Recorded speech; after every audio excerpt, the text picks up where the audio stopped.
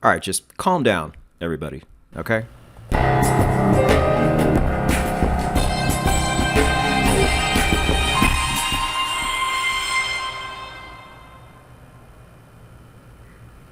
You are reading this correctly today. On the Indicator Profile series, we are testing the RSI and the CCI the same way we test everything else in this series. In the past month and a half or so, my monthly subscriber count has doubled. I have no idea why this is, but I'll take it. But what we're seeing as a result is I'm getting more people here for the first time. And when they see those initial Dirty Dozen videos, there is a reaction. I think most people get it, but there are some people who just don't. And I've also had people here on the Indicator Profile series in the past tell me that, hey, I have used RSI and CCI as zero cross or midline cross confirmation indicators, and I've gotten good results out of it. And I thought that was interesting. So we are going to test both of these in those forms today. Now, I know some people are going to be brand new. Let's talk to them first. If you're new, most of the people who watch these videos have been here for a very long time. They've watched almost every video I've ever done, every podcast episode, and we talk and do things a certain way. So just know that you might not catch everything we're talking about here, but that's okay. What you need to do is you need to go here to nononsenseforex.com, read that first page, and watch that first video and get started. It's going to take time, but it's going to give you a lifetime skill you can use pretty much forever if you want to, and I think that's worth it. But try not to ask questions down below in the comments section until you have done that first. Now, this is pretty much addressed to everybody because some people might have forgotten. When it comes to indicators like this, remember, and maybe I didn't do a great enough job saying this in the initial videos. This is my first go at making actual videos. You got to give me a little bit of leeway here. But when it comes to the RSI and the CCI, almost everybody uses these as overbought, oversold indicators. And that is what I was railing on in those videos. Even today, I see maybe a few people not using it that way, but I mean, anybody who uses indicators now, with the exception of crypto people, there have been some sharp crypto people in the last few years doing things a little bit differently, but for the most part still, even in the crypto space, they're putting up the RSI and the MACD and the CCI. It drives me nuts. To me, it is very lazy. But yes, you can use them differently. I know, to the 1% out there that comes in and yells at me and says, you don't have to use them that way. You can use them this way. I know. I may have been a young YouTuber at the time, but I was at least smart enough to know that making an hour and 45-minute video on the RSI and all of the different ways you can use it and what I thought about them was probably not good for my channel. Very few people were going to want to watch that. And here's the crazy thing, and this is the thing I say to everybody who wants to sit there and argue about it, is there have been so many improvements made on indicators like this in the past 40 some odd years. I did an entire podcast episode a long time ago on the Forex Q&A podcast saying that, hey, most modern indicators that we think work a lot better, yes, they are derivatives of things like the RSI. They are improvements of those things. We often test them here. So if this is the case, then why are you using the inferior version? Why aren't you seeking out and testing others? And then you're going to sit there and tell me how great the inferior version is. I mean, don't you want to have better results in your trading? It's out there. It takes little work. And I show you how to go find them. So just know that that option is out there. And also know that getting emotional about indicators, I've said this before, lines on a screen, it's really, really weird. I understand why people do it, but at the end of the day, you're getting angry about lines on a screen and somebody else's opinion about them. Try not to do that. And speaking of emotions, remember too, technical analysis, as far as all the factors that go into trading, is a distant third.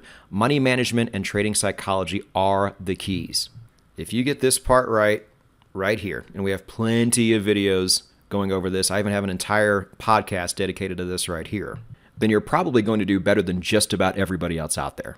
But oddly enough, this is what everybody cares about. I just looked. I sorted all of my videos by views, and there were only 3 money management or trading psychology videos in the top 20. And only one trading psychology, that was the patience video, and it barely made the top 20. So just know, while your competition is focusing on this, if you just focus on this right here, you're going to spring ahead of them if you can get it right. Now, technical analysis is important though. We know the margins of making it in this business are very, very small. You need every advantage you can possibly get. And it is certainly not impossible using classic technical analysis and older indicators. No Nonsense Forex came along in 2018. There have been plenty of people who have gone pro before that, using support and resistance and Fibonacci and the RSI and things like that. It is possible. But we here are trying to stack the odds in your favor as much as we possibly can, because we know those margins are so thin. Now, I know longtime listeners of the channel, you already know all this, but I think, especially with a video like this, it's going to bring in some new people that haven't seen us before. And so I just wanted to go over some things that I wish I would have gone over in those earlier videos. I think it would have saved everybody a lot of time and a lot of headache. But now that we have done that, let's get into the specs for the RSI. The year is going to be 1978. Oh boy. Well before the 1996 and on threshold we like to see here at the channel. And the reason we say 1996 and on is because that was the first time you could really trade spot FX online. And so we don't know for sure that every indicator coded from then on was created just for the Forex market. But we can reasonably assume that the ones which were created before 1996 were certainly not. And especially when you go this far back, you pretty much know improvements have been made. All right. So the type is normally an overbought, oversold indicator, but for this purpose, we are using it as a confirmation indicator and as a midline cross. Fans of the indicator profile series already know what this is going to look like. If you don't worry, I'm going to show you. And at the end, I always let people know if this would be a good idea for an exit indicator, which is part of our system. With crosses like this, I've always said no, so you can just skip testing on that. On this one, in my opinion, you can. Now let's take it over to the CCI. The year is going to be 1980, a little better, I guess. And for today's purposes, this will also be a confirmation indicator. Oh, I should specify for the new people, trend confirmation. We are trend traders here at No Nonsense Forex. We are not reversal traders. I should clear that up. The subtype here is going to be a zero cross. You have positive and negative values with the CCI, so we're going to have a zero cross in the middle. And again, for exit purposes, not a fan. So let's go ahead and take a look at some old indicators. This is the RSI. Now, in normal situations, you have the 70 line and the 30 line. We all know what that looks like. But again, for today's purposes, because we are trend traders and we want to see if the RSI is viable, and if maybe we were being unfair to it and we should give it a closer look, we are using it as a midline cross. Got the 50 line right here. And when the line crosses and closes above it, that's going to be your signal to go long. When it does the opposite, that is your signal to go short. Pretty darn easy. Now with the CCI in its regular form, it looks like this. Has the 100 line and the negative 100 line here to show overbought and oversold levels. Yes, fans of the CCI, I know there are also other ways to use it. And if you feel like those ways are really the absolute best you can do, and you have tried everything else, then okay. But something tells me that's not really the case. Something tells me you haven't really tested anything, or even tried to find improvements. But anyway, I digress. Let me show you what it's going to look like when we test it.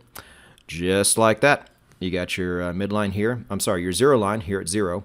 And when when the line crosses and closes above the line, that's your signal to go long. Vice versa, your signal to go short. So what we do next is this whole indicator profile series is a joint effort between No Nonsense Forex and Dan Stone over at Stonehill Forex. Dan actually does the majority of the testing. So let me show you how this goes right here. Please know that these tests weren't always done like this week. These tests were, but that's not always the case. Sometimes we sandbag these and use them later. But no matter what you see us show you right now, whether these results are high or low, it doesn't matter. This is the only thing that matters here, how it performs in your system. And if we ever show you really, really high results, there's another reason not to get too excited about that, is because when you actually start using it in real life, your real life testing rarely mimics what you saw in back testing. Those numbers will probably go down some. But what we do here is we at least run it through our strategy tester on the default settings, and then we optimize it and try to get the best numbers we can. And then we attempt to show you, hey, these are indicators we have handpicked because we know they perform well. Run them through your system and see how they do. The majority of indicators that we come across don't do this. They perform either average or below average, and with all of the better indicators out there, we don't bother with those.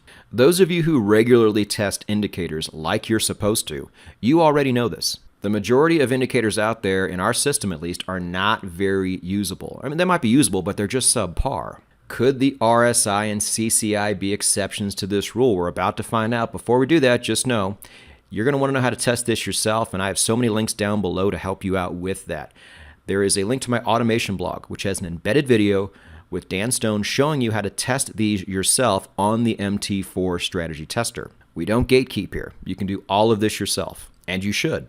Now, the one thing we do gatekeep here are the tweaked settings. In order to see which settings we used to get the best results, you will have to go to the Stonehill Forex blog on this particular indicator. I always give you a link for that down below. It is typically at the very bottom. But what's good about that is you might have some extra questions about this indicator, and the blog almost always answers those. If you want to get into the history or the mathematics or anything about these indicators, you're going to usually find that there, or with Dan's video. He also has a YouTube channel. He makes a supplemental video to every video that I make here. He will run these indicators in real time to show you that they don't repaint and give you a little bit of extra information that I may have not given you. So this has always been a very popular place for people to go after they finish this video. Now, in the future, if you would like to submit an indicator for testing on the indicator profile series, there's a special email address where you can do this. Don't do it in my comments section. Do it here instead. So we provide that as well. And then the most popular place in all of the interwebs, I don't think you're going to need to go there today, but every indicator we have tested on the indicator profile series is available for download in the indicator library. That is on Stonehill Forex. If Dan has actually put a place for the RSI and the CCI to be downloaded, I'm going to laugh. I haven't looked. But those two come with pretty much every charting package under the sun. So enough talk. Let's go ahead and test both of these out. We will be starting with the RSI. So let's see how it did on the EURUSD, on the #1 Forex pair out there. It did not do great. Now, there are some times where we can't even get an indicator over 0, but we were able to do that here, barely on the 4-hour, and only 2%. For what it's worth, I don't know what we average on these, but it's closer to the 8-9% range. And so for those who are new, the total trades, sometimes they go up, sometimes they go down. This time it went up. Win-loss ratio under 50%, but that's not something we care about as much as we do the ROI. This is the number you're really looking for here. This is going to be on the daily time frame. We put a little love for the 4-hour people down below too, but so far, well, in the last month or so, it has not been great for 4-hour traders. And I will also say, to be fair, you guys know markets can be a bit cyclical. It has been a pretty good time to trade gold. It has been not a great time, oddly enough, to trade Bitcoin. So we should expect higher results from one and lower results from the other. But let's go look at gold. This performed well. You know, to me, that's a healthy amount of trades. If you're a metals trader, good win-loss ratio and a really nice ROI. Remember, this is on one indicator. You haven't even added the other parts to it yet to make it better. So in all fairness, this was a very good result. In all fairness, too, I will say that the indicators we've been testing recently and showing you on this series have been more in the 30% or higher range. So again, a good result, but as I always say with these things, you can do better. So why wouldn't you? Why are you going to sit there and plant your flag in an indicator that underperforms? Speaking of underperforming, let's go to the S&P. Again, not good. The S&P lifetime benchmark is right around 11% a year. And a lot of indicators we profile here get pretty close to that. This one didn't. Only right around 2% on both time frames. Don't know what to tell you. And if you think these results are unusually low and you want to try and optimize these better and you want to put those settings down below in the comment section, please do that. At the end of the day, we just want people to win. It doesn't even really matter what they use as long as you get there. We're just trying to give them the most optimal tools out there. But I'm telling you, this just isn't it. And if we go to Bitcoin, this is extremely low for Bitcoin if you haven't seen us do this before. I said before, to be fair, Bitcoin has been a bit rough. We have not seen things in the 30 and 40% range like we did in the past, but we certainly weren't getting to single digits or even low single digits like this. And I will say too, I've been testing indicators for the better part of probably 12 years. And these results are not bad results. These results are really just average at the end of the day. The overall point of this video is you can do better and you should try to do better. Now let's go to the CCI and see if it was actually better. Starting with the Euro USD, no. Again, just overall average results. Now I want you to remember too, for people who are new as well, you're going to be adding pieces onto this, which means you're going to eliminate losses, which means this number is going to go up, and that's a good thing. But if you can start with a higher ROI to begin with, then the ROI you end up with when your system's all put together is also going to be higher. In some cases, quite a bit higher. Let's see how it did on gold. It should do better. It did, but again, this is not great compared to most indicators we show here. This is not great compared to the RSI. Only 14%. It's just not getting there. S&P 500, also very low. I'm not sure what else you want me to say about that. And then for Bitcoin, I'll just really low, traders. And again, if you think we're being unfair and you can optimize this further and get a better percentage out of this, please do that and please share it with the group. Now, we've had people do that before with indicators that perform really, really well. Some people come in and say, hey, I was able to find even better results. Here are the settings for that. Again, these aren't bad results. They're just average results.